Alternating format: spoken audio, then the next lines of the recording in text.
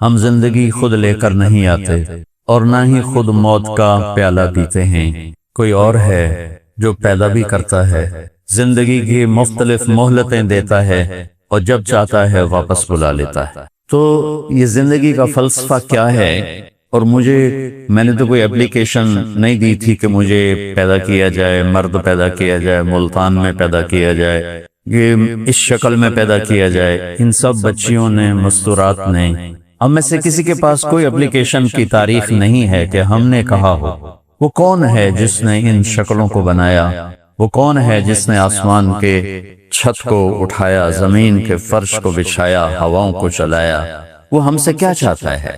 میں کیوں آیا ہوں؟ آ کے بیٹھے بھی نہ تھے کہ نکالے بھی گئے۔ 60-70 سال بھی کوئی عمر ہوتی ہے جینے کی، ایک پل میں زندگی گزر جاتی ہے، اور خواہشات کا ایک بحر بے کراں، ایک ایسا سمندر اندر میں موجیں مار رہا ہے کہ 60,000 سال بھی زندگی ہو تو خواہشات ادھوری رہیں گی۔ بڑے نکلے میرے ارماں مگر پھر بھی وہ کم نکلے۔ تو کیا چاہتا ہے؟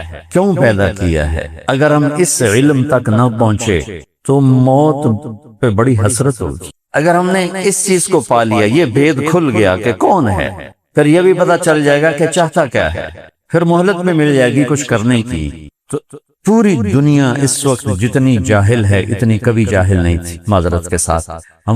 ہم اس چیز میں لگے ہیں، آپ ساری میڈیکل سائنس کی کتابیں کھولو اور ساری ٹیکنالوجی کی کتابیں کھولو، آپ کو کہیں پتا چلے گا کون ہے بنانے والا؟ اس کی تھوڑی آواز اونچی کرو۔ آپ کو پتا چلے گا کون ہے بنانے والا، اور کیوں بنا رہا ہے، اور کس لیے بنا رہا ہے، اور موت کیوں دیتا ہے۔ تو اس ساری چیزوں کا جواب ایک ہستی لے کر آئے، وہ ہے محمد مصطفیٰ صلی اللہ تعالی علیہ وسلم۔ انسان 5 سینسرز سے علم لیتا ہے۔ میرے نبی کے سینسر کیسے تھے؟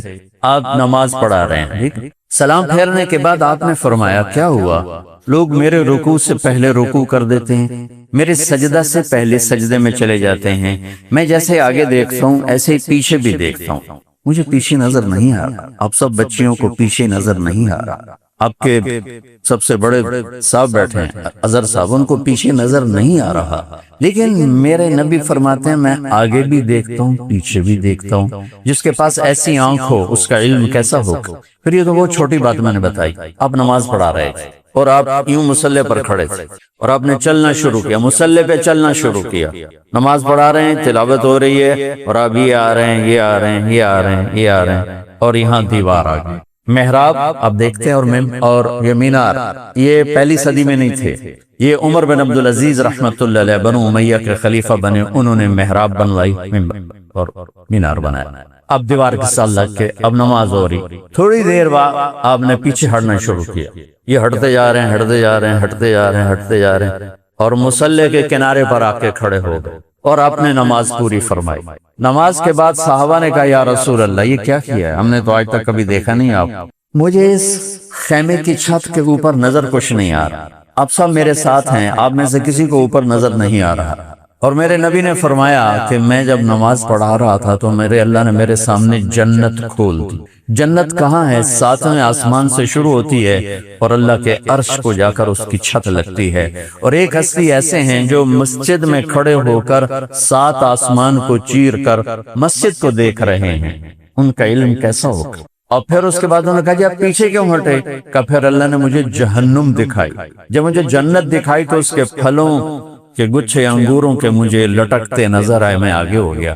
پھر مجھے جہنم دکھائی، اس کی آگ کے شعلے دیکھ کر میں ڈر کے پیچھے ہو گیا۔ اور پھر یہ بھی بہت چھوٹی چیز ہے، جنت اور جہنم بھی، میرے نبی نے اپنے اللہ کو دیکھا، ثم دنا فتدلى فكان قاب قوسين او ادنى۔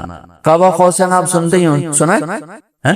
قاب قوسین آتا ہے، کیا کہتے ہیں؟ قاب قوسین کیا ہوتا ہے؟ آپ کو میں فزیکلی دکھاتا ہوں۔ عربوں میں لڑائی ہوتی تھی اور صدیوں لڑتے رہتے تھے، پھر جب کبھی صلح ہوتی تھی تو صلح کا اظہار کیا ہوتا تھا؟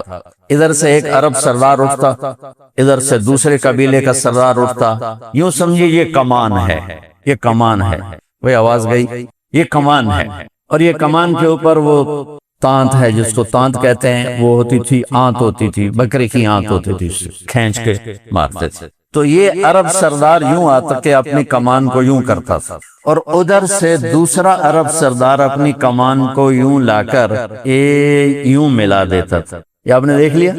اس کنارے کو قاب کہتے ہیں اور اس کنارے کو بھی قاب کہتے ہیں، اور اس کو قوس، عربی میں کمان کو قوس کہتے ہیں۔ تو میں قربان جاؤں، میرا اللہ یوں فرما، اچھا جب یہ دو کنارے مل جاتے ہیں تو اب اس میں فاصلے ختم ہو گئے، فاصلے ختم ہو گئے۔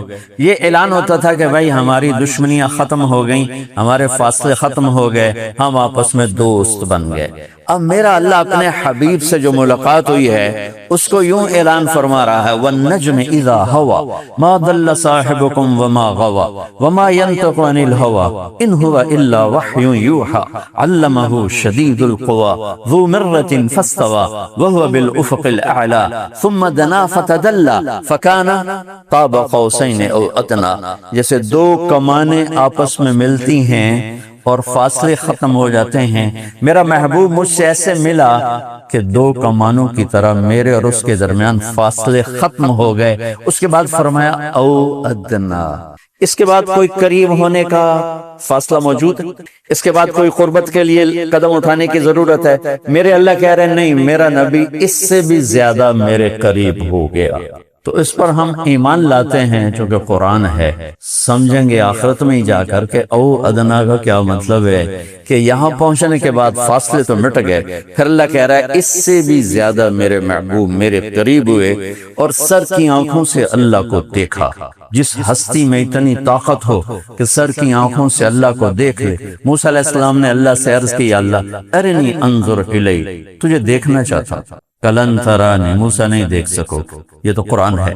اور حدیث میں ہے لن یرانی حی الا مات، موسیٰ زندہ دیکھے گا مر جائے گا، ولا رطب الا تفرق، کوئی تر دیکھے گا خشک ہو جائے گا، ولا یابس الا تدہدہا، کوئی خشک دیکھے گا بکھر جائے گا، انما یرانی اہل الجنہ، مجھے دیکھنا ہے تو موت کا انتظار کر، جنت میں تو مجھے دیکھ پائے گا، اس سے پہلے نہیں۔ تو نے کہا نہیں یا اللہ، موسیٰ علیہ السلام لاڈلے نبی تھے، یا اللہ ایک دفعہ بس۔ تو اللہ نے کہا چلو ٹھیک ہے، تیرا شوق پورا کر دیتا ہوں، تیرے اوپر نہیں پہاڑ پہ اپنی نور کی ایک تجلی ڈالوں گا، پھر اگر وہ سہ گیا تو تو بھی سہ جائے گا۔ فلما تجلی ربہ للجبل، جب پہاڑ پہ تجلی پڑی، جعلہ دکا، سارا پہاڑ ریت ہو گیا اور موسیٰ علیہ السلام بے ہوش ہو کے گر گئے۔ کتنے دن بے ہوش رہے اللہ ہی جانتا ہے۔ یہ میرے رب کے نور کی طاقت ہے، اور میرے نبی کے سامنے سے اللہ نے سارے پردے ہٹا دی اور آمنے سامنے ہو کر گفتگو ہو رہی ہے۔ السلام علیکہ ایھا النبی، اے میرے محبوب آپ کا رب آپ کو سلام پیش کرتا ہے۔ سبحان، کیا بڑی بات، کیا بڑی بات، آپ کا رب آپ کو سلام پیش کرتا ہے۔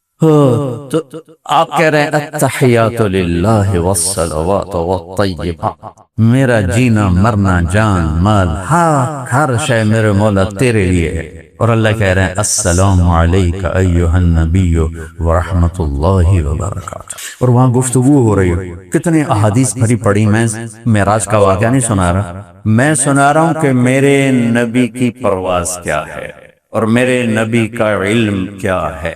آپ پیدا ہو رہے ہیں، ویسے بھی شفا بنت اسد، آپ بھی سب ڈاکٹر بن رہے ہیں، اس زمانے کی لیڈی ڈاکٹر کو ہمارے دیہاتوں میں دائی کہتے ہیں، دائی، تو وہ تھی شفا، ان کا نام تھا شفا بنت اسد، ان کے ہاتھوں آپ پیدا ہوئے ہیں۔ بچہ پیدا ہوتا ہے تو بہت کچھ پیٹ سے نکلتا ہے، 9 مہینے کا رکا ہوا، اور بچہ بھی ایسے ہی گندگی میں بھرا ہوتا ہے، نہلایا جاتا ہے، آپ تو لیڈی ڈاکٹر ہیں روزانہ دیکھتے ہیں۔ لیکن جب میرے نبی ماں کے پیٹ سے باہر نکلے تو جسم پر ایک ذرے کے برابر کوئی گندگی نہیں تھی، اور پیٹ سے کچھ بھی نہیں نکلا، اور جو ہی نکلے کمرے میں روشنی پھیل گئی، خوشبو پھیل گئی۔ یہ پیدائشی سب سے جدا اور نرالی ہے۔ وہ کہا یہ کیا ہوا؟ وہ جو یہ شفا بنت عمر جو ہیں، یہ حضرت عبد الرحمن بن عوف کی والدہ بنی ہیں، یہ بعد میں، اور یہ ایمان لائی بات۔ تو حیران ہو کے بچے کو دیکھ رہے ہیں، آپ کو لٹایا ماں کے پہلو میں، یہ بچہ 15 منٹ کا ہے، 20 منٹ کا ہے، اب یوں پڑے ہوئے ہیں، آپ نے ایک دم کروٹ بدلی، اوندھے نہیں ہوئے، فل سجدے میں چلے گئے، ماتھا ٹیکا، ہاتھ اٹھائے، گھٹنوں پہ ویسے ہی پریشر دیا جیسے ہم سجدے میں دیتے ہیں، اور لمبا سجدہ کیا، ماں بھی ڈر گئی، دائی بھی ڈر گئی، حیران پریشان، یہ اس بچے میں اتنی طاقت کہاں سے آتی؟ لمبے سجدے میں کیا آتے ہی اعلان کیا کہ بندگی لے کر آیا ہوں جس میں نماز سب سے اعلیٰ ہے، اور دنیا سے جاتے ہوئے بھی اعلان کیا میری امت نماز نہ چھوڑنا، یہ آپ کے آخری الفاظ تھے، نماز نہ چھوڑنا۔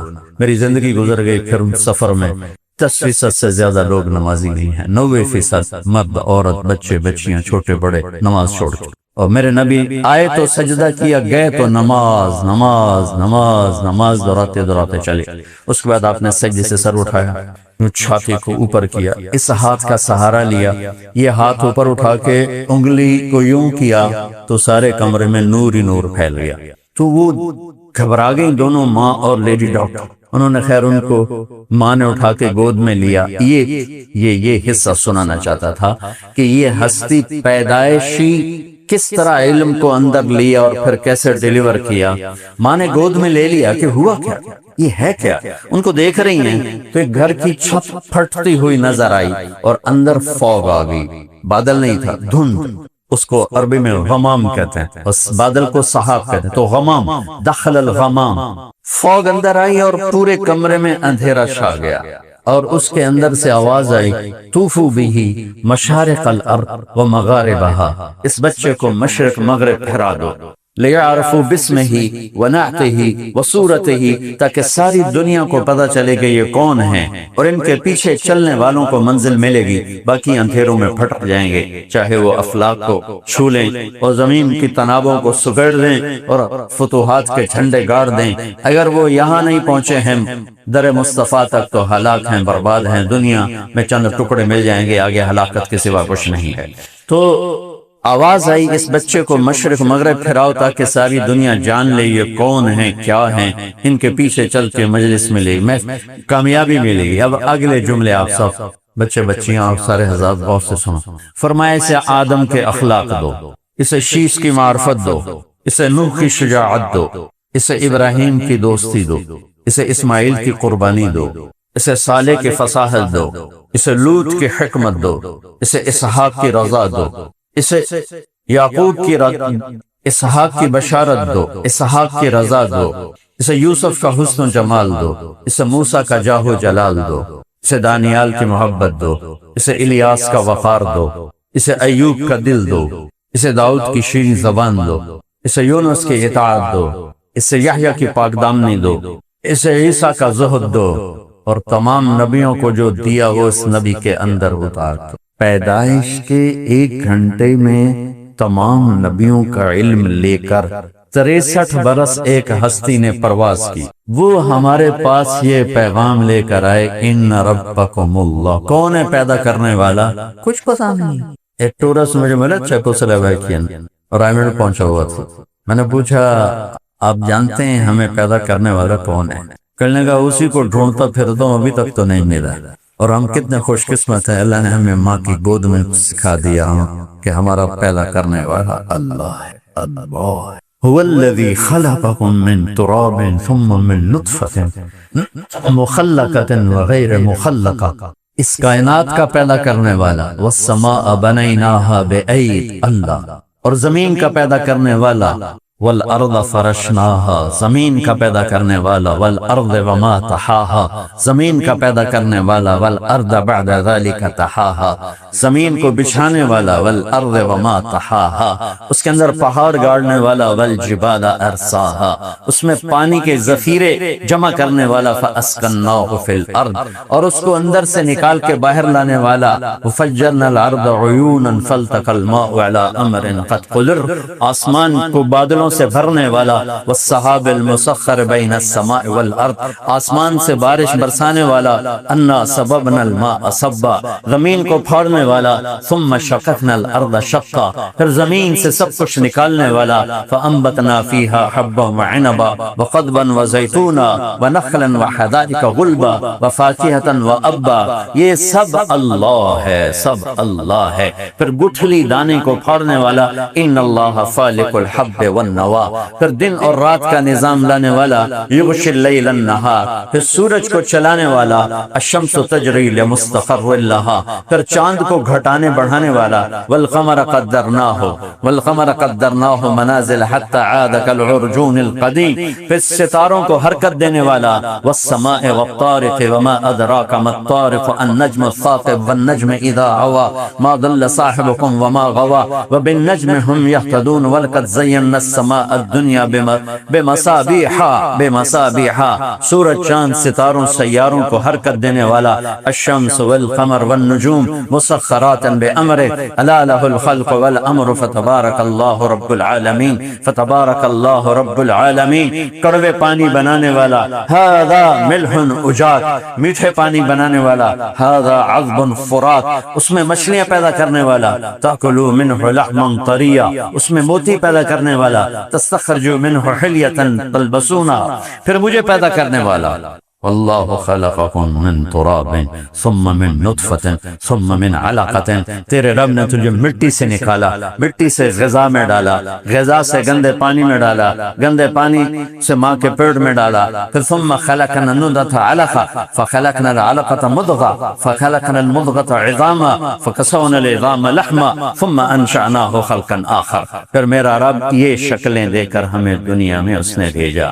اب جس نے صحیح علم میں نے آپ کے سامنے پیش کیا کہ ہمارا بنانے والا کون ہے۔ اسٹیفن ہاکنگ یہاں تک پہنچ گیا، نیوٹن نے کہا تھا 4 فورسز اس کائنات کو چلاتی، تو ایک ہمارے پاکستانی سائنسدان عبدالسلام اور کچھ امریکن دو تھے، انہوں نے 79 میں یہ ڈسکور کیا کہ 4 نہیں ہے 3 ہیں۔ اسٹیفن ہاکنگ یہاں تک پہنچا کہ 3 نہیں 1 ہے، چونکہ اس کا علم قرآن کے ساتھ ریلیٹڈ نہیں تھا، وہ میرے نبی کو نہیں جانتا تھا۔ اس سے پوچھا گیا وہ ایک طاقت خدا ہے کہ نہیں، وہ نہیں، کہ کیوں؟ کہ پھر اس سے سائنس کی ترقی رک جائے گی۔ یہ ایک جاہل کا علم ہے جو اپنے اللہ کو نہیں پہچان سکا، یہ کہہ رہا ہے کہ کائنات کو 4 فورسز نے 3 نہیں صرف ایک طاقت چلا رہی، اور میرے نبی نے آج سے 14 سال اور ہر نبی نے آتے ہی کہا قل هو اللہ احد اللہ الصمد لم یلد ولم یولد ولم یکن له کفوا احد۔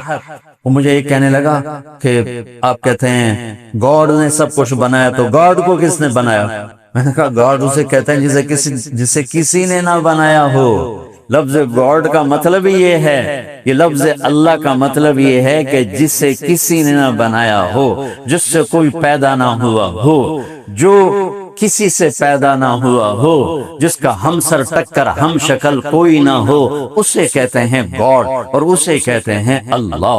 قل هو اللہ احد اللہ الصمد لم یلد ولم یولد ولم یکن له کفوا احد۔ یہ بچوں صحیح علم ہے کہ ہمارا پیدا کرنے والا اللہ۔ موت کون دیتا ہے؟ اللہ۔ میڈیکل، آپ کی میڈیکل سائنس میں بیچ میں سے واپس آیا ہوں، شکر ہے، میں ڈاکٹر ہوتا تو شاید آپ مجھے پوچھتے بھی نہ، گھاس بھی نہ ڈالتے۔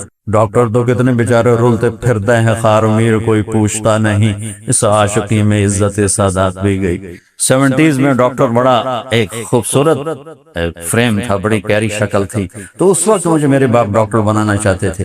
اللہ نے مجھے پہنچا کے واپس لے لیا اور اس راستے پہ ڈال دیا۔ میرا بھائی ڈاکٹری پہ لگ گیا، تو وہ کبھی جب ہم اکٹھے ہوتے کہتے مجھے تیرے فیوچر کا بڑا فکر ہے، تیرا کیا بنے؟ میں تو مولوی ہوں، میں تو پہن کے بھی کھا لوں گا، تم فکر کر اپنا۔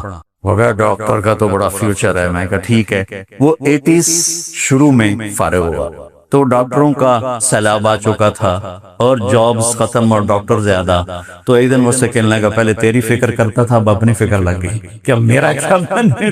میڈیکل سائنس میں 200 جواب ہیں موت کسے کہتے ہیں، اور سارے غلط ہیں، اور میرے نبی کا ایک جواب ہے اللہ یتوفی الانفس حین موتها والتي لم تمت في منامها فيمسك التي قضى عليها الموت ويرسل الاخرى۔ وہ اللہ ہے جو تمہاری روحوں کو کھینچ لیتا ہے، اس روح کے جسم سے نکل جانے کا نام موت ہے۔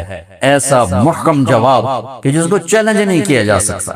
تو اچھو پہلے یہ جانو تمہارا پیدا کرنے والا کون ہے اور وہ تم سے کیا چاہتا ہے۔ اس کے بغیر مر گئے تو اللہ کی قسم موت بڑی حسرت کی چیز ہو جائے، مرنا بڑا مشکل ہو جائے۔ اور اگر یہ جان لیا اور اس میں آ گئے تو پھر موت سے خوبصورت کچھ کربلا کے میدان میں امام حسین کو ڈرا رہے تھے تمہیں قتل کر دیں گے، تیری نسل کو قتل کر دیں گے، وہ آگے ہنس رہے تھے اب الموت تو خوف، مجھے موت سے ڈراتے ہو بے وقوف، تم ڈرو موت سے، میں تو اپنے اللہ سے ملنے والا، میں تو اپنے نانا سے ملنے والا، تسی اپنی فکر کرو بھی دوڑے نال مر کے کی بڑھنا۔ اگر اللہ کو پا لیا تو اللہ کی قسم موت سے خوبصورت کوئی پیغام نہیں، جوانی کی موت ہو، بڑھاپے کی موت ہو، اور وہ مشہوری کی موت ہو، وہ گمنامی کی موت ہو، اگر اللہ راضی ہے موت پر تو آپ سب بچے بچیاں ڈاکٹر مسافر مقیم سب کامیاب ہو، اور اگر مرتے وقت اللہ ناراض ہے تو اللہ کی قسم بچے بچیوں بہت گھاٹے کا سودا ہے، بہت گھاٹے کا سودا ہے۔ یہ دنیا مسافر خانہ ہے، یہ گزرگاہ ہے، ٹک حرص و حوث کو چھوڑ میاں مت دیس بدیس پھرے مارا، قزاق اجل کا لوٹے ہے دن رات بجا کر نکارا، کیا بدیا بھینسا بیل شتر، کیا گونی پلہ سر بھارا، کیا گیہوں چاول موٹ مٹر، کیا آگ دھواں اور انگارا، سب تھاک پڑا رہ جائے گا جب لاد چلے گا بنجارا۔ زندگی کیسے گزارنی ہے یہ علم کسی کے پاس نہیں سوائے میرے نبی، آسمان سے میرے نبی پر اترا، براہ راست اترا، بے خطا اترا۔ ایک صحابی کہنے لگے یا رسول اللہ میں آپ کی باتیں لکھ رہا ہوتا ہوں، کبھی آپ غصے میں ہوتے ہیں اس وقت بھی لکھوں، اور غصے میں عام آدمی ہمیشہ وہ ڈی ٹریفر کبھی صحیح نہیں بول سکتا، کتنا بڑا بزرگ ہو، کتنا بڑا علامہ ڈاکٹر فوز غصے میں ٹیڑھا ہو جائے گا۔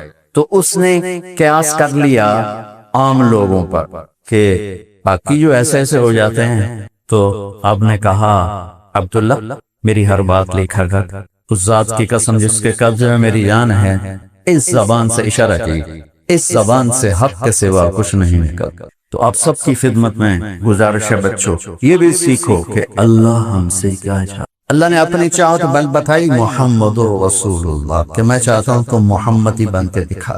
فوج والوں کی وردی ہوتی ہے، ان کے لیے ایک اعزاز ہوتا ہے، آپ کے بڑے جو پرنسپل وی سی ہیں وہ ریٹائرڈ جنرل ہیں، تو ایک وردی ہوتی ہے، وہ وردی جب تک ہوتی ہے تو سٹیٹس اور ہوتا ہے، جب وہ وردی اتر جاتی ہے پھر سٹیٹس اور ہو جاتا ہے۔ میرے نبی ہمیں ایک وردی دے کر گئے جس کا نام ہے اسلام، وہ ایک زندگی ہے جس کا نام ہے اسلام، وہ دن رات کی مصروفیت ہے جس کا نام ہے اسلام۔ ان الدین عند اللہ الاسلام، اس میں چند عبادات ہیں مختصر، 5 نمازیں، سال کے بعد روزے، وہ بھی عورتوں کے لیے اس وقت پیریڈ کے دوران بھائی چھوڑ دو مت رکھو بعد میں رکھ لیں۔ حج اور زکوٰۃ پیسے والے کا کام ہے، وہ مالدار غریب کا کام نہیں ہے۔ نماز ایک ایسی چیز ہے جس میں کوئی معافی نہیں ہے کسی طرح، کوئی سوائے بے ہوش ہو جائے یا پاگل ہو جائے تو معافی ہے، اور نہ کوئی معافی نہیں ہے۔ اور 1440 سال، اب 1440 ہجری ہے، اگر کوئی وقت نماز کے چھوڑ دینے کا مجھے نظر آتا ہے تو کربلا کی جنگ نظر آتی کہ ظلم و ستم جس عروج پہ تھا نہ پہلے ہوا نہ بعد میں ہوا، اور مظلوم جس عروج پہ تھا نہ پہلے ہوا نہ بعد میں ہوا۔ اور جب نماز کے لیے جب سورج ڈھلا اور امام علی مقام کی نظر پڑی سورج ڈھل گیا ہے تو آپ نے ایسے اشارہ کیا زہیر آپ کے غلام شمر سے کہا وہ نماز پڑھنی ہے، ہاں نماز پڑھنی۔ تو انہوں نے آگے بڑھ کے تو اسے کہا چند لمحے رک جاؤ نماز پڑھنے۔ اس کو مست نے کہا ہماری تلوار چلے گی تم پڑھو یا نہ پڑھو۔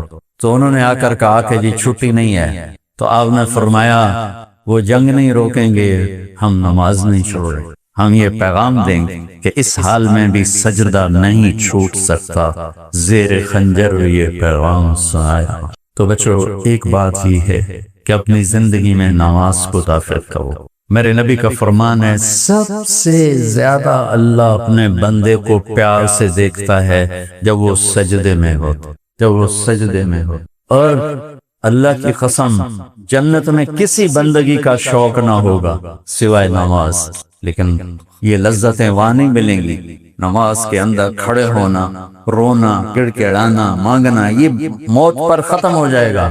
معاذ عدویہ کی موت آ رہی تھی، ایک بڑی خاتون تھی، رونے لگی۔ کسی نے پوچھا کیوں رو رہے ہو؟ کہا آج کے بعد نماز نہیں پڑھ سکوں، نماز سے آج جدائی ہو رہی ہے۔ اور جب جنت میں اللہ کا دل آب ہوگا تو اللہ تعالیٰ جب سامنے آئیں گے تو سارے جنتی مرد عورت کہیں گے کہ یا اللہ ہمیں تو پتہ ہی نہیں تھا آپ اتنے بڑے مقام والے ہیں۔ یا اللہ آپ ہمیں ایک سجدے کی اجازت دے، صرف ایک سجدہ۔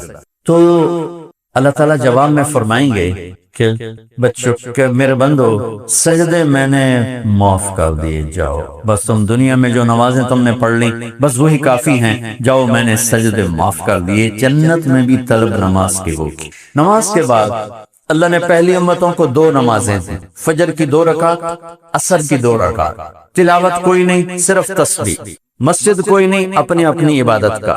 باجماعت نماز کوئی نہیں، اذان کوئی نہیں، 2 رکعت فجر، 2 رکعت عصر، بہت مختصر اور بے کیف سی، لیکن ہمیں 5 نمازیں دی، اذان دی، مسجد دی، باجماعت نماز دی، مردوں کے لیے تلاوت دی۔ پورے حضرت عثمان امیر المومنین تھے، حرم شریف میں تھے مکہ حج کے لیے، تو آ کے نفلوں کی نیت باندھی اور سورۃ فاتحہ کے بعد الف لام میم ذالک الکتاب سے بات کو قرآن کو پڑھنا شروع کیا، اور والناس پہ جا کے 1 رکعت میں پورا قرآن پڑھ کے رکوع کیا۔ ہمیں اللہ نے ایسی نماز دی ہے۔ ٹھیک ہے، میں آپ سب بچیوں سے، آپ کے بڑوں سے عرض کرتا ہوں، نماز نہ چھوڑو، یہ ہماری پہچان ہے، یہ ہماری مدد کا وسیلہ اور ذریعہ ہے۔ اب رمضان کے روزے ہیں، زکوٰۃ ہے، زکوٰۃ دینے والا سخی نہیں ہوتا اور بخیل بھی نہیں ہوتا۔ جب آپ زکوٰۃ سے بڑھ کے دیتے ہیں تو سخاوت آتی ہے، اور اللہ کے بندے بڑے غریب ہیں، مالدار ہو یا متوسط ہو، اللہ کے نام پہ دیا کرو کہ اللہ کو سخی سے پیار ہے چاہے نافرمان ہو، اور بخیل سے اللہ کی دوستی نہیں چاہے تہجد گزار ہو۔ اور زکوٰۃ دینے کی حد تک آدمی سخی نہیں بنتا، بخیل بھی نہیں بنتا، بیچ میں آ کے کھڑا ہو جاتا ہے۔ بیچ میں ایک کچھ ہے نا ہماری مخلوق، جو نہ مرد ہے نہ عورت ہے، بیچ والے ہیں۔ نوشیروان کا پوتا تھا خسرو پرویز، جس نے ہمارے نبی کا خط پھاڑا، تو اس کے دربار میں ایک مچھیرا مچھلی لے کر آیا، مچھلی اس کو بڑی پسند آئی، تو شاہی ترنگ اور کا 4000 دینار دے دو۔ 4000 دینار وہ 20 کروڑ روپیہ بنتا ہے۔ تو اس کی بیگم نے اس کے کان میں کہا، اتنے پیسے مچھلی پہ دے دیے تو خزانہ خالی کرو گے؟ اس نے کہا کیا کروں، کا واپس لو؟ کہا کیسے واپس لو؟ میں بادشاہ ہوں، میں کہہ چکا ہوں، اب کیسے واپس لوں؟ کہا تم اس کو بلا کے پوچھو یہ مچھلی نر ہے یا مادہ؟ اگر وہ کہے نر ہے تم کہنا بھائی ہمیں مادہ چاہیے تھی، پیسے واپس کرو، مچھلی لے جاؤ۔ اگر کہے مادہ ہے تم کہنا بھائی ہمیں نر چاہیے تھا، یہ پیسے واپس اور مچھلی لے جاؤ۔ گھبراؤ ہے بولو یہ مچھلی نر ہے یا مادہ؟ وہ بھی کوئی سمجھدار تھا، ان کا حضور یہ خسرا ہے نہ نر ہے۔ اس نے کہا 4000 اور دے کرو۔ اس کی بیوی اشی کا نام شیری تھا، وہ بڑی غصے میں آئی، انہوں نے کہا یہ رو، آگے سے بھی کام بڑھ گیا۔ تو جب وہ لے کے جا رہا تھا تو 1 دینار گر گیا، تو اس نے وہ بھی اٹھا لیا۔ تو شیرین تو پہلے ہی ادھار کھائے بیٹھے گا، دیکھا دیکھا یہ کیسا کنجوس بغیرت ہے، 8000 دینار اس کی 8 نسلوں کو کافی ہے، اور 1 گرا ہے وہ بھی نہیں چھوڑا، یہ اس قابل ہی نہیں اس کو دیا جائے، واپس لو۔ اور پھر اس کو بلا لیا، اور بھائی ہم نے تمہیں اتنا دے دیا تھا تو اب کیا ضرورت تھی اس 1 دینار کو اٹھانے کی؟ انہوں نے کہا حضور اس پہ آپ کے نام کی مہر تھی، کسی کا پاؤں پڑ جاتا تو بے ادبی ہوتی، اس سے میں نے اٹھا لیا۔ انہوں نے کہا 4000 اور دیتا۔ تو آپ سب سے کہتا ہوں اللہ کو سخی سے پیار ہے، بخیل سے نفرت ہے۔ الٹا کھڑا ہو کے بھی وظیفے پڑے گا اللہ اس سے پیار نہیں کرے گا۔ اور ایک شیطان کی بات یاد آ، ابلیس ملا ایک بنی اسرائیل کے آویس، انہوں نے کہا یار ایک راز کی بات تو بتا۔ کہ کیا؟ کہ تیرے یار کتنے، تیرے دوست کتنے؟ کہنے لگا ایک شرابی میرا پکا یار ہے، ایک غصے والا جس کو غصہ تو سب کو آتا ہے، جو غصے میں پھٹ پڑے کنٹرول نہ کرے گا، وہ میرا بڑا پکا یار ہے، اور ایک بخیل کنجوس میرا بڑا یار ہے۔ اور اگلی بات بتاؤں کہ اگلی بات یہ ہے کہ اگر کوئی بدقسمت شرابی بھی ہو، بخیل بھی ہو، غصے والا بھی ہو، کبھی وہ میرا استاد ہوتا ہے، میں اس کا شاگرد، وہ میرا پیر بن جاتا ہے۔ بچوں اللہ سے سخاوت مانگو، اللہ سے معاف کرنا مانگو، اللہ تعالیٰ سے پاک دامنی مانگو، اللہ تعالیٰ سے اللہ کی معرفت مانگو، اس کی محبت مانگو، اللہ کو سخی سے پیار۔ میرے نبی سے بڑھ کر کائنات میں کوئی سخی پیدا نہیں ہوگا، میرے نبی سے بڑھ کر کائنات میں کوئی دینے والا پیدا نہیں ہوا۔ رائے عربت کا دور ہے، صرف زکوٰۃ پہ نہ رہو، زکوٰۃ کے علاوہ خرچ کرو، کتنے کسی کی دعا ملے گی اور آپ کا بیڑا پاک ہو جائے۔ اور اس کے بعد عبادات کے بعد زندگی کا دوسرا پہلو ہے وہ ہے دن رات کیسے گزر. تو اب سب بچے بچیاں بیٹھے ہو، گھر کی زندگی ماں باپ سے شروع ہوتی ہے، بلکہ ماں باپ سے پہلے بیوی، خامد اور بیوی سے شروع ہوتی ہے. کائنات کا جو پہلا رشتہ اس دنیا میں قائم ہوا وہ ماں باپ نہیں تھا، بہن بھائی نہیں تھا. کائنات کا پہلا رشتہ جو قائم ہوا وہ خامد اور بیوی کے تھا، آدم اور حوا. آدم اور حوا اللہ تعالیٰ نے انہیں نکاح کے ساتھ ایک رشتے میں جوڑا، نکاح کے ساتھ جوڑا. اور آدم علیہ السلام اور حوا، آپ سب کو معلوم ہوگا کیونکہ بڑی مشہور بات ہے، یوسف علیہ السلام دنیا میں سب سے حسین مرد آئے، ان سے حسین کوئی نہیں آیا. یہ بات بہت کم معلوم ہوگی کہ عورتوں میں جو آج تک پیدا ہوئیں، جو آگے پیدا ہوں گی، سب سے حسین عورت حضرت حوا پیدا ہوئی. تو ان کی ہائٹ تھی 130 فٹ، 130 فٹ ہائٹ، جو جنت کی ہائٹ ہے. 130 فٹ جنت کی ہائٹ. 130 فٹ پر ہی اللہ تعالیٰ نے آدم علیہ السلام کو اور حضرت حوا کو پیدا کیا. پھر جو ٹائم ہے یہ بھی ایک طرح کی آری ہے جس نے کاٹتے کاٹتے ہمیں چھوٹا کرتے کرتے کرتے ہمارے قد یہاں تک پہنچا دیے. جب اللہ جنت میں ڈالے گا تو دوبارہ 130 فٹ پہ ڈال دے گا. 130 فٹ مرد کا بھی قد ہوگا، 130 فٹ عورت کا. ایک عرب میں حدیث بیان کر رہا تھا، ایک نوجوان کہنے لگا مولانا صاحب اتنے بڑے قد کی ضرورت کیا ہے؟ تو میں نے کہا جنت کی جو حور ہے نا وہ 130 فٹ کی ہے، تو 5 فٹ کا چلا گیا تجھے تو جیب میں ڈالے.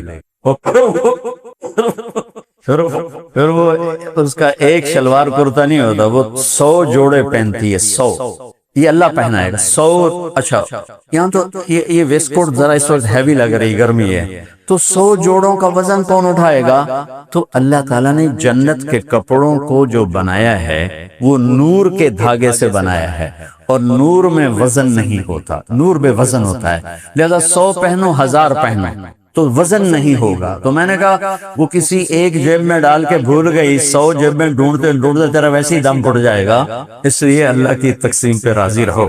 130 فٹ اصل قد ہی اسی میں ہے. وہ ایک مراسی کو اس کے مالک نے کہا یہ میرا گھوڑا ہے، اس کی مالش کا. مراسی بڑی نازک قوم میں تھوڑی دیر تو مالش کرتا رہا. جب اس کا مالک گھر گیا وہ جا کے سو گیا. پیچھے چور گھوڑا کھول کے لے گئے. صبح اٹھا تو گھوڑا غائب. ان کے لگے آج میں ماریا گیا. تو گھر گیا اور گھر سے خرگوش لا کر اس کو رسے سے باندھ کر مالش شروع کر دی. اس کی تھوڑی دیر میں ذمہ دار نکلا، وہ میرا گھوڑا کتنے کہ یہ ایکل ہوتا ہے؟ بے وقوف گھوڑا ہے، وہ تو خرگوش ہے. نہیں صحیح گھوڑا ہے، ساری رات مالش کی تھی تو گس گس گس گس گس خرگوش بن گیا. تو پیسج آف ٹائم نے ہمیں گھسا گھسا گھسا کے 5-6 فٹ پہ آ کے کھڑا کیا ہے. ہماری بعد والی نسل اس سے بھی نیچے چلی جائے گی، اور جب اللہ راضی ہو کر جنت دے گا تو پھر 130 فٹ کی ہائٹ پر اللہ تعالیٰ لے جائے. تو پہلا رشتہ جو اللہ تعالیٰ نے خامد اور اس کائنات میں قائم کیا وہ خامد اور بیوی. اب یہ زندگی کیسے گزرے؟ یہ اللہ کی قسم دنیا میں گھر ٹوٹے پڑے ہیں، خاندان ٹوٹے پڑے ہیں، اور مغربی دنیا نے شادی ویسے ہی چھوڑ دی کیونکہ ان کو پتہ ہی نہیں ہے کہ زندگی گزارنے کیسے. زندگی برداشت کا نام ہے، زندگی صبر کا نام ہے، زندگی درگزر کا نام ہے. اگر آپ دنیا میں کسی کے دل میں جگہ پیدا کرنا چاہتے ہو تو اس کی ماننا شروع کر دو، اس کی برداشت کرنا شروع کر دو، جگہ بن جائے گی. اگر آپ منوا کے چلنا چاہو گے تو گھر ٹوٹ جائے. منوا کے چلنا چاہو کہ گھر ٹوٹ جائے. جواب دینے کی عادت پڑ گئی، گھر ٹوٹ جائے گا، معاشرت ٹوٹ جائے گی، نظام ٹوٹ جائے گا. چپ رہنا وہ لقمان علیہ السلام کا فرمان ہے کہ میں بولنے پہ کبھی نہیں پچھتایا، میں جب پچھتایا چپ رہنے پہ پچھتایا.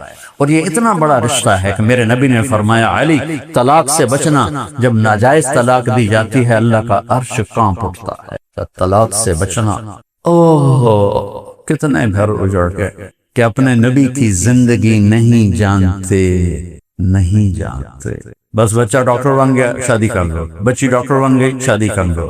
انسان بھی ہے کہ نہیں ہے؟ ہمارے ماحول میں یہ نہیں دیکھا جاتا کہ انسان کیسا ہے، وہ بچی اپنی صفت میں کیسی ہے، وہ اپنی صفات میں کیسا ہے. اب لوگ جو پڑھے لکھے لوگ ہیں وہ پوچھتے ہیں تعلیم کتنی ہے، تاجر لوگ پوچھتے ہیں کاروبار کیسا ہے، جاب والے پوچھتے ہیں نوکری کیا کرتا ہے. میرا زمیندارہ تعلق ہے تو زمیندار پوچھتے ہیں زمین کتنی ہے. تو میرے خاندان میں ایک بہت نیک بچی، بہت خوبصورت، اس کی منگنی ہوئی. میں نے اس کی خالہ سے پوچھا، وہ سارے دی مشترکہ خالہ ہے. میں کہا ماسی پنجابی میں خالہ، میں کہا ماسی شور کے ہو جائے لڑکا کیسا ہے. کتنی آسان بات ہے، ماسی شور کے ہو جائے. مجھ سے کہیں کہ پترو دے 14 مربع 14. اب میں کیا پوچھ رہا ہوں، میں نے دہرایا میں نے کہا ماسی چھوڑ کے ہو جائے کہ پتر ہو دے 14 مربن 14.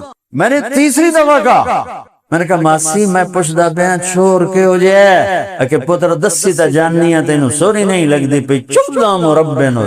میں کہا مربع نال پرنامنا ہے یا اس بندے نال پرنامنا ہے؟ یہ میرے دیس کا سٹیٹس ہے شادی کا. وہ یہ نہیں دیکھتے کہ انسانیت کتنی ہے، وہ دیکھتے ہیں پیسہ کتنا ہے. شکل تو 4 دن کے بعد ساری کشش ہی ختم ہو جاتی. صرف ایک چیز کی کشش باقی رہتی ہے، وہ اخلاق، وہ خدمت، وہ محبت، وہ میٹھا بول. میٹھے بول سے دنیا خرید. میں نے ایک سکیچ بنایا ہے. میری زندگی بچوں سفروں میں گزر گئی. سوری 50 سال سے پھر رہا اور 30 سال سے زیادہ، 20 سال تو پڑھائی میں گزرے، 30 سال سے مسلسل پھر رہا. تو بسوں کے پیچھے عجیب و غریب جملے لکھے ہوتے ہیں. نئی بس کے پیچھے لکھا ہوتا ہے ویک چال چکوری دی، ویک ٹور چکوری. اچھا میں کہتا تھا پتہ نہیں کیوں لکھتے ہیں. جب میں زامبیا گیا تو وہ ہمیں جنگل لے گئے. وہاں وہ 10,000 25,000 کلومیٹر کا جنگل ہے، 3-4 ملکوں کو گھیرے ہوئے. تو ہمیں جنگل دکھانے لے گئے. رات میں ہم جنگل میں ٹھہرے. تو وہاں میں نے زندگی میں پہلی دفعہ ویسے تو چکور دیکھا تھا پنجرے میں، لیکن وہاں چکور آزاد دیکھا. تو اس کی جو میں نے چال دیکھی تو میں نے کہا ہمارے بسوں والے صحیح لکھتے ہیں ویک ٹور چکوری دی. کیا نخرہ ہے. جب وہ پرانی ہو جاتی ہے تو لکھا ہوتا ہے ہارن دے کر پاس کرے. جب تھوڑی اور پرانی ہوتی ہے تو لکھا ہوتا ہے یا پاس کر یا برداشت کر. اور جب وہ اور پرانی ہو جاتی ہے ایک ملنگ بنا ہوتا ہے، لکھا ہوتا ہے نہ چھیڑ ملنگانوں. اور جب وہ دوبارہ رنگ روغن ہو کے آ جائے تو لکھا ہوتا ہے خدا نے ایک بار پھر دلہن بنا دی. ایک دفعہ میں جا رہا تھا اور میں پڑھ رہا تھا. کچھ پڑھنے کا موقع مجھے سفروں میں ملتا ہے. پڑھتے پڑھتے میں تھک گیا تو میں نے کتاب بند کر کے اوپر دیکھا تو ہم ایک بس کو کراس کر رہے تھے. یہ کوئی کسووال کے قریب، میرا گاؤں میاں چنو کے ساتھ ہے، تو کسووال کے قریب ہم نے کراس کیا. بہت پرانی بات ہے. تو وہاں اس کے پیچھے میں نے ایک جملہ دیکھا جس نے یہ ساری چیزیں صاف کر دی. اور کیا خوبصورت جملہ تھا. وہ لکھا ہوا تھا دل، بہت بڑا کر کے دل. آگے لکھا تھا برائے فروخت. دل کے نیچے لکھا تھا قیمت. آگے لکھا تھا ایک میٹھا بول. آپ میرے بھائی بہنوں، میرے بچے بچیوں، میٹھا بول سیکھ لو. ہر رشتہ آپ پہ قربان ہو گئے. جو زہر زبان میں ہے، ساری دنیا کی سب سے بڑی خطرناک ناگن، ساری دنیا کا سب سے میٹھا شہد. یہ تو میں نے کہہ دیا. حدیث سنو. میرے نبی نے کہا معاذ تمہیں ساری شریعت کا خلاصہ بتاؤں. سن رہے ہو؟ معاذ تمہیں ساری شریعت کا خلاصہ بتاؤں. کہا جی کیا ہے؟ شریعت کتنی ہے؟ 30 سپارے، 6,236 آیات، 10 لاکھ حدیثیں. 10 لاکھ. امام بخاری نے 6 لاکھ حدیثوں میں سے 7,000 حدیثوں کو لکھا ہے. تو اب میں اس لیے بتا رہا ہوں تاکہ آپ کو بات کا وزن ہو آپ کے اوپر کہ 30 سپارے، 10 لاکھ حدیثیں اور لاکھوں کروڑوں کتابیں لکھی پڑی ہیں. معاذ ساری شریعت کا خلاصہ بتاؤں.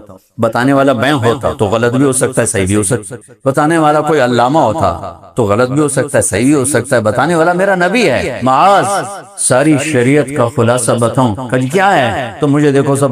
آپ نے کہا اپنے زبان باہر نکال کے فزیکلی کر کے دکھایا، چونکہ مشکل کام ہے. دنیا پھری ہے، بڑے بڑے نیک دیکھے ہیں، زبان پہ قابو پانے والا نہ کوئی مرد دیکھا نہ کوئی عورت دیکھی. نہ دیکھنے کا مطلب یہ نہیں کہ دیکھا ہی نہیں، بہت کم، بہت کم، بہت کم. اور زندگی کو خوبصورت بنانا ہے تو بچوں، میرے بھائیوں، میری بہنوں، میری بچیوں، اور آپ سب بچیوں سے خاص طور پہ اس لیے کہتا ہوں کہ ہمارے پاکستان بر صغیر کا سسرال بہت ظالم ہے. درد سے کہہ رہا ہوں، سسرال بہت ظالم. چپ رہنا سیکھو گی تو زندگی گزرے گی، جواب دینا سیکھے تو زندگی خراب ہو جائے. جوائنٹ فیملی سسٹم اس وقت بہت بڑی مشکل ہے. بہت بڑی نعمت تھا کہ رشتے ایک دوسرے کی مدد کرتے تھے. اب رشتے ایک دوسرے کے ٹانگیں کھینچتے ہیں. 2 بچہ زندگی شروع کریں، ان کے مسائل تھوڑے ہیں. 7 پورے خاندان لگ جائے تو تباہی آ جائے. جس بچی نے اس خاندان کی نسل کو بڑھانا ہے وہ روزانہ تانے سنتی ہے، تو جو بچہ تیار ہو رہا ہے وہ پیٹ سے ڈپریشن کا مریض بن کے پیدا ہوتا ہے. کہ جب تک ذہن فریش نہیں ہوتا ہے اور ڈپریشن کا شکار ہوتا ہے، چونکہ زبان کا بول مار دیتے.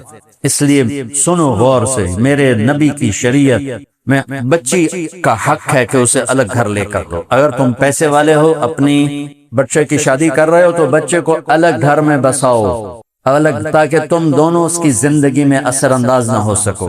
اگر یہ نہیں ہے کرائے پر لے کر دو. اگر یہ نہیں ہے تو ایک پورشن الگ اس کا کرو جس میں تمہارا کوئی دخل نہ ہو.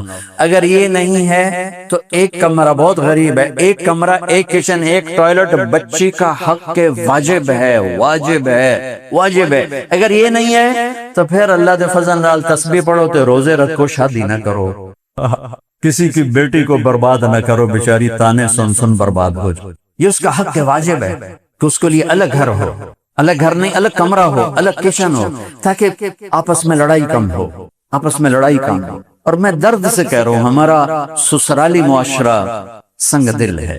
کیا وجہ ہے؟ شریعت کا نہیں پتہ ہے. میرے نبی نے تعریف فرمائی مدینے والوں کی. آپ نے کہا یہ جو میرے مدینے والے ہیں یہ بڑے اچھے صحابہ ہیں، ان کے گھر میں کسی کی بیٹی آ جائے تو اسے پتہ ہی نہیں چلتا سسرال میں ہوں یا اپنے ماں باپ کے گھر ہوں، اتنا اچھا سلوک ملتا ہے. اور ایک خامند بیوی ہے. میرے نبی نے فرمایا، دونوں کو بیلنس کر کے بتاؤں گا، میرے نبی نے فرمایا شریف آدمی بیوی کو عزت دیتا ہے اور کمینہ آدمی بیوی کو ذلیل کرتا ہے. اور میں کمینہ بن کے نہیں رہنا چاہتا، میں شریف بن کے رہنا چاہتا. دوبارہ سنو، عربی میں پہلے سنت،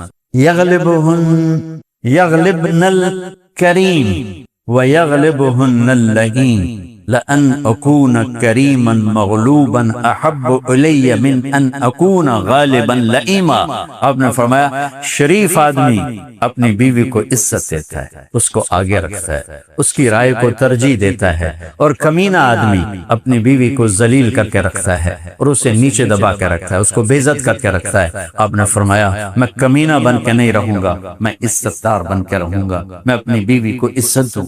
بیویوں سے فرمایا، ایک عورت ہے، یا رسول اللہ میری شادی ہو رہی، میرے خامند کا میرے اوپر کیا حق؟ آپ نے فرمایا تیرے خامند کے جسم پہ پھوڑے پڑ جائیں اور وہ ان میں پیپ پڑ جائے اور تو زبان سے چاٹ چاٹ کے صاف کرے تو بھی تو نے اپنے خامند کا حق ادا نہیں کی. لیکن شریعت نے زیادہ عورتوں کے حقوق اس لیے بتائے ہیں کہ عورت کمزور ہے، عورت ماں بنتی ہے. عورت، اللہ نے اپنی محبت کی جو تشبیہ دی وہ باپ سے نہیں دی کہ میں اپنے بندوں سے باپ سے زیادہ پیار کرتا ہوں. اللہ نے تشبیہ دی میں اپنے بندوں سے ماں سے بھی زیادہ پیار کرتا ہوں، کہ جو قربانی ماں دیتی.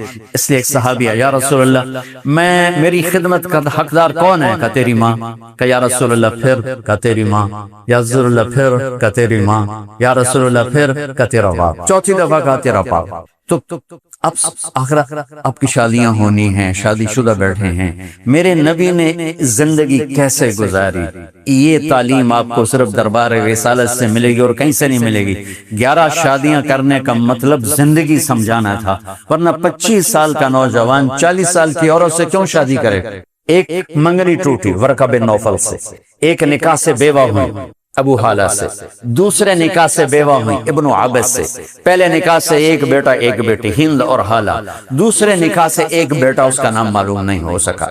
اور 40 برس کی عمر جوانی کا بارڈر ہوتا ہے، جوانی ختم ہو رہی ہوتی ہے، بڑھاپا آ رہا ہوتا ہے. اور میرے نبی 25 سال کے بھرپور جوان ہو کر 40 سال کی عورت سے شادی کر کے زندگی کے 25 سال ساتھ گزار دیتے ہیں، اور اس کے بعد 50 سال کی عمر میں 63 سال تک 13 سال میں 10 شادیاں کرتے ہیں. یہ شوق کی نہیں، حدیث سناتا ہوں، ما تزوجت وما زوجت الا بوحی من السماء نزل به جبریل. میں نے جہاں شادی کی، میں نے جہاں بیٹی دی، پہلے آسمان سے جبریل آیا، اللہ کا امر لے کر پھر میں نے قدم اٹھایا.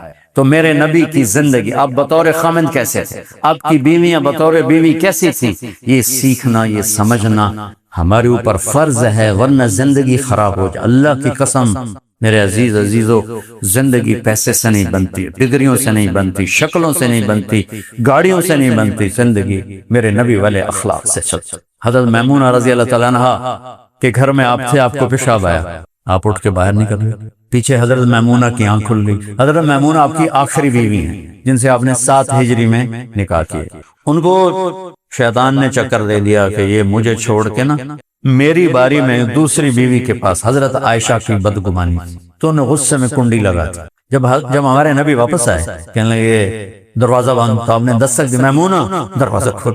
کہ میں تو نہیں کھولتی. آپ نے کہا خیر تو ہے، کیا ہوا؟ کہا مجھے چھوڑ کے میری باری میں دوسری بیگم کے پاس جاتے؟ وہ میں نے کہا دل میں خیال حضرت عائشہ کا تھا کہ میمونہ انی حاقن، مجھے تو پیشاب آیا ہوا تھا۔ کہا نہیں مجھے پتہ ہے یہ پیشاب کا بہانہ ہے، آپ جہاں گئے مجھے خبر ہے۔ صاحب نے کہا میمونہ میں اللہ کا رسول ہوں، میں 2 نمبری کر سکتا ہوں؟ تو پھر ان کو کرنٹ لگا، پہلے تو سوکن پنے کا وہ تھا نا غالب، تو یہ بھول ہی گئی کہ میرے نبی تو 2 جہان کے رسول ہیں۔ تو پھر انہوں نے بڑے ڈرتے ڈرتے کنڈی کھولی، میرے نبی نے ایک مسکراہٹ دی اور جا کر اپنے بستر سے خراش۔ بتاؤ آج خان صاحب کی بیگم کے ساتھ کوئی ایسا کرے گا؟ خان صاحب کی بیگم کنڈی لگا دے، خان کیا کرے گا؟ بول خان کو چھوڑو، کوئی پنجابی کو آزما لو، سندھی کو آزما لو، بلوچ کو آزما لو، کسی کو آزما لو، کنڈی لگا دے اور پھر کیا نہیں کھولتی۔ میں قربان جاؤں، یہ میرے نبی نے زندگی سکھائی۔ 10 لاکھ حدیثوں میں 10,000 ہیں عبادات پر اور یہ حلال حرام پر، اور 90 باقی 10,000 نکال دو 10 لاکھ میں سے 9,90,000 حدیثیں زندگی سکھانے پر ہے کہ زندگی کیسے گزاریں۔ کیونکہ اچھا ڈاکٹر بننے سے آپ اچھے انسان نہیں بن سکتے، اچھا تاجر بننے سے آپ اچھے انسان نہیں بن سکتے، اچھا انسان بنیں گے جب آپ نبی والی غلامی پہ آئے، اچھی خاتون بنیں گے، اچھی لڑکی بنو گے جب آپ نبی کی بیگمات کی زندگی پہ رہو، اور وہ زندگی میرے نبی نے انتہائی خوبصورت کر کے گزار۔ حضرت عائشہ کو لقمے بنا کے کھلاتے تھے، یہ اظہار عشق صرف سکھانے کے لیے تھا۔ یہ گلاس ہے نا، حضرت عائشہ رضی اللہ تعالیٰ عنہ یہاں ہونڈ رکھے اور پانی پیا اور رکھ دیا۔ میرے نبی گلاس اٹھاتے، جہاں حضرت عائشہ کے ہونٹ لگے ہوتے تھے وہاں ہونٹ لگا کے پانی پیتے۔ گوشت کے بڑے بڑے ٹکڑے پکائے جاتے تھے، حضرت عائشہ گوشت کا ٹکڑا اٹھاتی، کاٹا 2-3 جگہ سے رکھ دیا، میرے نبی اٹھا کے دکھا کے وہیں سے کھاتے تھے۔ یہ زندگی سکھانے کی۔ میرے پاس ایک نوجوان آیا کہ میرا بیوی سے جھگڑا ہوتا ہے روزانہ، مجھے کوئی وظیفہ دو۔ میں نے کہا بیویوں پہ وظیفہ چلتا ہی نہیں ہے۔ کہنے لگا تعویذ دو تعویذ۔ میں نے کہا بیویوں پہ تعویذ نہیں چلتا۔ میں نے کہا پھر کیا کروں؟ میں نے کہا ایک سنت ہے اس پہ عمل کرو۔ میں نے کہا ایسا کرو جب تم کھانا کھانے بیٹھو نا تو 1-2 نوالے روزانہ اپنے ہاتھ سے کھلا دیا کرو۔ کہنے لگا اس سے کیا ہوگا؟ میں نے کہا تم دیکھ لینا کیا ہوگا۔ تو چند دن گزرے، اس کا فون آیا حال احوال پوچھنے۔ میں نے کہا وہ میرے والا کام کیا تھا؟ کہا نہیں۔ کیوں؟ کہتا شرم آتا۔ تو میں نے کہا بیوی سے لڑتے شرم نہیں آتی؟ بولا کمزور سے بھی کوئی لڑتا ہے، عورت تو کمزور ہے بے شک، اس سے بھی کوئی لڑتا ہے، تم برداشت کر جاؤ، یہ کرو مجھے بتاؤ۔ 2 گھنٹے بعد اس کا فون آیا، کہا مولانا صاحب کمال ہوا، جب میں نے اس کے منہ میں لقمہ ڈالا اس کا منہ میں کھلا رہ گا۔ وہ کہنے لگی تو خود تو یہ کر نہیں سکتا، تو مجھے بتا تمہیں کس نے پٹی پڑھائی؟ کہنے لگا مجھے مولوی طارق جمیل نے پٹی پڑھائی، اور اس نے ایسے جھولی اٹھا دی، جھولی، اور ایسے تمہارے لیے دعا کرنے لگے۔ جتنے رشتے ہیں سب اس زبان کے میٹھے بول سے آباد ہوتے۔ میرا راجپوت فیملی سے تعلق ہے، ہماری ایک شاخ ہے رنگڑ، بڑے اکھڑ ہوتے، بہت ہی اکھڑ۔ تو وہ میں نے ایک دوست کو فون کیا تو وہ گھر پہ تھے نہیں، تو ان کی بیگم نے کہا ہے نہیں۔ میں نے کہا بتا دینا، میں نے فون کیا تو بعد میں وہ مجھے کہنے لگے کہ مولانا صاحب بڑا لطیفہ ہو۔ میں نے کہا کیا ہوا؟ میں نے کہا جب میں گھر آیا تو میری بیگم نے کہا وہ تھارے مولوی کا فون آیا تھا۔ میں نے کہا کون سا مولوی؟ کہ وہی جس نے تمہیں رنگڑ سے انسان بنا دیا۔ کیا کہہ رہی ہے؟ کہ ٹھیک کہہ رہی۔ میں نے کہا میں پہلے انسان نہیں تھا؟ چلنے لگی نہیں۔ میں نے کہا کیوں؟ کہ بتا ہماری شادی کو کتنے سال ہو گئے؟ تو میں نے کہا 27 سال۔ کا قسم کھا 27 سال میں ایک دفعہ ہنس کے بولا ہے میرے ساتھ؟ 27 سال ایک دفعہ ہنس کے بولے ہو؟ تو کہا میں سب کو جانے لگا کہ نہیں کوئی نہیں بولتا۔ کہ اس کے بعد تو تم نے بولنا شروع کیا، میٹھا بولنا شروع۔ ایک اور اس سے بھی مزدار لطیفہ ہے، ہماری جماعت چلتی تھی تو میں معاشرت کو میں بہت کھولتا ہوں، تو ہمارے ساتھ ایک دوست تھے فوت ہو گئے، ان کا نوکر ڈرائیور ساتھ ہوتا تھا، وہ 60+ ہوگا۔ تو وہ مجھ سے نا ایک دن اپنی سرائکے میں کہنے لگا مولانا صاحب میں اپنی بیگم نو آکھیا ہوں میرا دل ہے تینوں منجی تے باواں تیرے پیر دھوتے او پانی پیواں، تو اس منو آکھیا لاکھ لعنت اس اکھ 50 سال تو مینوں لتر مارن تے ہن مینوں پیا نہیں انا میں تیرے پیر دھوتے پیواں کہ مینوں پتہ ہی کوئی نہ پہلے بھئی بیویاں نال بھی چنگا کریندا میں تے ایو سنیا ہے بھئی لتر وچ رکھو کہ مجھے پتہ ہی اب چلا ہے کہ بھئی بیویوں سے بھی اچھا سلوک کیا جاتا ہے۔ تو گھروں کے مسائل کسی بھی رشتے کو آپ بچانا چاہتے ہیں تو ایک لطیفہ بھی ہے، واقعہ بھی ہے، میرے گھر کا واقعہ ہے۔ میری ہماری دو بہن تھی ماسی شریفہ مرغیبی شریف رحمۃ اللہ علیہ، وہ آئی میری بہن کے پاس کہ بی بی میری نو بڑیاں لڑدیاں میرے نال، میں نے کوئی تویز دے ساریاں میریاں نوکر بن جاؤ تھی۔ وہ خود شیرنی اللہ کے فضل سے سب کو آگے لگایا ہوا تھا، لڑتی خوبتی وہ۔ میری بہن کو تو پتا تھا کہ مسئلہ تھا ماسی شریفہ دا نو دا کوئی نہیں، تو اس نے ایک تعویذ لکھا، پھر اس کو رول کیا کہ ماسی شریفہ اے تعویذ بڑا زبردست ہے، بڑا خطرناک ہی ہے۔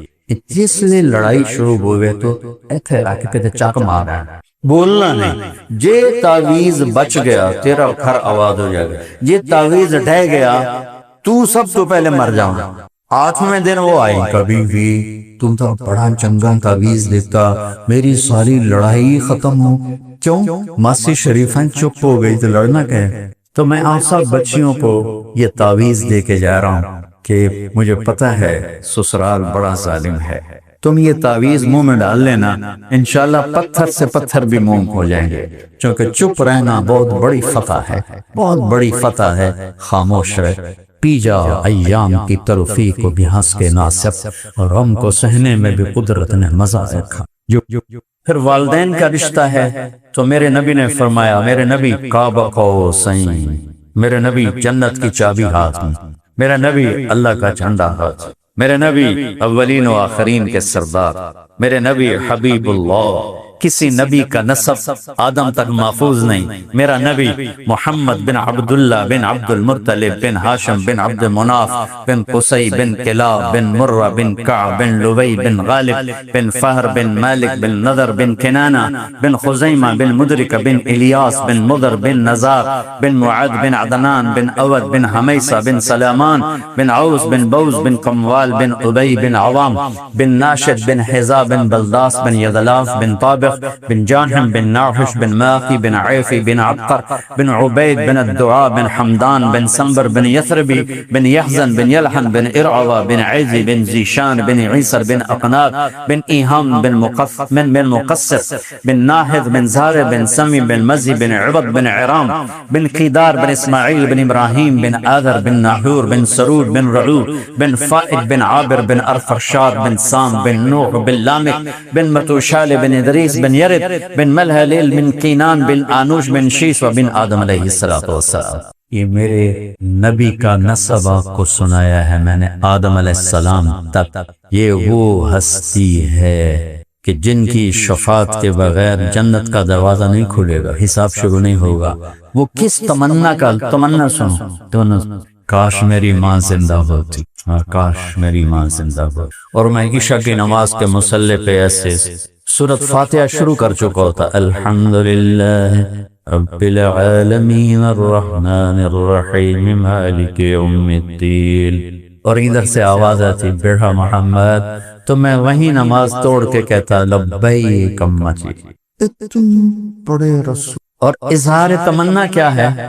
کس چیز کی کمی کو محسوس کر رہے، چونکہ باپ دیکھا نہیں، ماں 6 سال میں فوت ہو، میری زندگی سفروں میں گزری۔ میری زندگی کا سب سے عجیب سفر وہ تھا جب میں حضرت آمنہ کی قبر پہ پہنچا، اٹھا کے دینا، جب میں حضرت آمنہ کی قبر پہ پہنچا، کولے پہاڑ اور اثر سورج ڈوب رہا تھا، ڈوبتا سورج بھی غمگین نظر آتا ہے، اور وہ وہاں چاروں طرف دیکھ رہا تھا۔ سن 2000 انسان نام کی شے نہیں تھی، 1400 سال پہلے کیا ہوا ہوگا جب میرے نبی کی ماں نے دم توڑا ہوگا، اور اوپر پہاڑی ہے، اس سے 15-20 فٹ اور اونچی ہو، جب ان کو پتھروں میں دبا کے نیچے اترے ہیں ایک باندی ساتھی ام ایمن، تو اپنے ہاتھ چھڑایا اور دوڑ لگائی، کاش آپ جا کے دیکھو، پہاڑی پہ چڑھ گئے، پیچھے ام ایمن دوڑتی ہوئی آئیں، تو وہ منظر تھا کہ مینا کے پہاڑ، ابوا کے پہاڑ بھی منہ مو رہے تھے، میرا نبی ماں کی قبر کو چمٹے ہوئے ایسے پڑے تھے۔ جب ام ایمن قریب ہوئی تو آپ نے سنا، آپ کہہ رہے تھے ماں جی آپ کو تو خبر تھی آپ کے سوا میرا کوئی نہیں، پھر آپ مجھے چھوڑ کے کہاں چلے؟ میں ہزاروں دفعہ یہ قصہ سنا چکا ہوں، 18 سال سے سنا رہا ہوں، ہر دفعہ میرا یہ حال رہتا ہے۔ ام ایمن نے اٹھانے کی کوشش، انکار کر نہیں، چھوڑو نہیں، چھوڑو، کھینچ کے نیچے لائیں۔ 7ویں دن آنسو ختم ہو جاتے ہیں، رونا بھی چاہو تو نہیں رونا آتا، اور میرے نبی 7ویں دن نہیں 57 سال کے بعد 6 + 57 63 حج پہ جا رہے۔ جب ابوا پہنچے تو ابوا ایک گاؤں ہے، وہاں سب کا ٹھہرنے کا انتظام تھا، اور یہ حج کا قافلہ 60-70 ہزار کا ہو چکا تھا، اور آپ نے اپنے اونٹنی کو پہاڑوں میں ڈال دیا۔ نئے لوگ حیران کہ ادھر تو شے کو نہیں جانتے کتنے پین، قریب کے لوگوں کو پتا تھا کہ ماں کی زیارت کو جا رہے ہیں۔ آپ اونٹنی سے اترے، پہاڑ پہ چڑھے، ماں کی قبر پہ کیسے بیٹھے؟ احرام تھا، گرمی شدید تھی، اپریل کا مہینہ تھا، یوں جیسے بچے بیٹھتے ہیں، گھٹنے اٹھائے، ہاتھ گھٹنوں پہ رکھے اور سر گھٹنوں میں دیا۔ اپنے پوزیشن دیکھی تو مجھے دے دو۔ اس کیفیت میں جو میں نے آپ کو فزیکلی کر کے دکھایا، شدید گرمی تھی، شدید، اور آپ مسلسل روتے گئے، اتنا روئے کہ آپ کا احرام بھیگ گیا، داڑھی بھیگ گئی، سینہ روئے، اور پھر کب اٹھے پتہ نہیں، لیکن اعلان فرمایا کہ میں آج رات اپنے ماں کے پاس سویا۔ ماں باپ تھوڑی مدت کے ساتھی ہوتے ہیں، چلے جاتے ہیں، انہیں دکھ دے کے بھیجنے والوں سے بڑا بد نصیب کوئی نہیں ہوتا۔ میرے نبی سے پوچھا گیا، یا رسول اللہ قیامت کب آئے؟ تو آپ نے فرمایا اللہ کو پتہ ہے۔ کہا جی کوئی نشانی بتا؟ تو اب بچیاں اور سے سننا بچی، کہا یا رسول اللہ کوئی نشانی بتا؟ تو آپ نے فرمایا جب بیٹیاں بھی ماؤں کو ذلیل کرے گی تو کیا ہوتا ہے، جب بیٹیاں بھی ماؤں کو ذلیل کریں گی تو کیا مطلب۔ اپنے نبی کی زندگی پڑھو بچوں کہ زندگی گزارنی کیسے۔ یہ بھی کوئی زندگی ہے کہ پیسہ بناؤ، پیسہ بناؤ، پیسہ بناؤ، پیسہ، یہ کوئی زندگی؟ کر بہن بھائی، ہر رشتے کو میرے نبی نے، سبحان اللہ، میرے نبی نے فرمایا جس کو اللہ نے 2 بہنیں دی اور اس نے ان کا حق ادا کیا، چلو قیامت تک آپ کی نظر تھی۔ کیا آپ کو پتا تھا بر صغیر کے معاشرے میں بہنوں کو وراثت میں کوئی حق نہیں ملے؟ تو آپ اس وقت کہہ رہے ہیں جب ابھی عرب میں بھی یہی دستور تھا، بہنوں کو کچھ نہیں دیتے تھے، سارا عرب کھاتے تھے، اور ہمارا بھی یہی دستور ہے، بیٹیوں کو کچھ نہیں ملتا، سب بیٹے لے جاتے ہیں۔ اور والدین جان بوجھ کے اولاد اپنے بچوں کے نام کراتے ہیں، بچیوں کے نام نہیں کراتے تھے۔ جائیداد تقسیم ہو جائے، جائیداد تقسیم ہو جائے، جائیداد کو خدا بنایا ہوا ہے۔ تو میرے نبی نے فرمایا جس کو اللہ نے 2 بہنیں دی اور اس نے ان کا حق ادا کیا تو وہ جنت میں داخل ہو گیا۔ اولاد کی تربیت، جس کو اللہ نے 3 بیٹیاں دی اور اس نے ان کو ڈولی میں بٹھا دیا تو جنت اس پہ واجب ہو گئی۔ ایک صحابی بولے یا رسول اللہ 2 ہوں، آپ نے کہا 2 ہوں شادی کر دے اس پہ جنت واجب۔ ایک نے کہا 1 بیٹی ہوگا، 1 کو بھی ڈولی میں بٹھا دے گا تو جنت واجب ہو جائے۔ تو میرے عزیزو یہ ایک خوبصورت زندگی ہے جو ہمارے نبی ہمیں سکھا کے گئے۔ میں 1.25 گھنٹے میں کتنے بیان کر سکتا ہوں؟ میں صرف آپ کو ٹپس دے سکتا ہوں، ہنٹس دے سکتا ہوں کہ اللہ کے واسطے قرآن سے جوڑو، اپنے نبی کی سیرت سے جوڑو، اس کو بھی پڑھو جو پڑھ رہے ہو۔ اللہ تمہیں ایسا علم عطا فرمائے کہ تمہاری FCPS کی ڈگری وہ انگلینڈ کی ڈگری سے بڑی ہو جائے۔ جب تک آپ علم میں فقیر رہو گے، عزت سے سر اٹھا کے زندہ نہیں رہ سکتے۔ جو قوم اپنا علم بھی نہ خود تلاش کر سکے، اسے عزت سے رہنے کا کوئی حق حاصل نہیں۔ تمہارا بڑا ڈاکٹر وہ ہوتا ہے جو امریکہ سے ڈگری لے کر آئے، اور ہم اس دن آزاد ہوں گے جب ہمارا ڈاکٹر یہاں کا امریکہ سے بڑی ڈگری والا شمار ہوگا۔ کہ علم وراثت نہیں ہے، علم محنت ہے، جو محنت کرے گا اللہ اس کا سینہ کھول دے۔ اور ہمارے بچے بچیاں پڑھتے ہیں صرف ڈگری کے لیے اور آگے جاب کے لیے، اور ہمارے ادارے بھی عام طور پہ تعلیمی ادارے نہیں ہیں، کاروباری ادارے ہیں۔ اس لیے نہ ان میں جوش ہے کہ ہم اپنے بچوں کے اندر علم کی شمع روشن کریں، نہ ہماری نسل میں شوق ہے کہ ہم کچھ علم لینے والے بنے، بس ایک ڈگری مل جائے، آگے جاب مل جائے، بس یہاں تک ہماری پرواز ہے، اور یہ بہت پست پرواز۔ تو بچوں اپنی زندگی کو خوبصورت بناؤ۔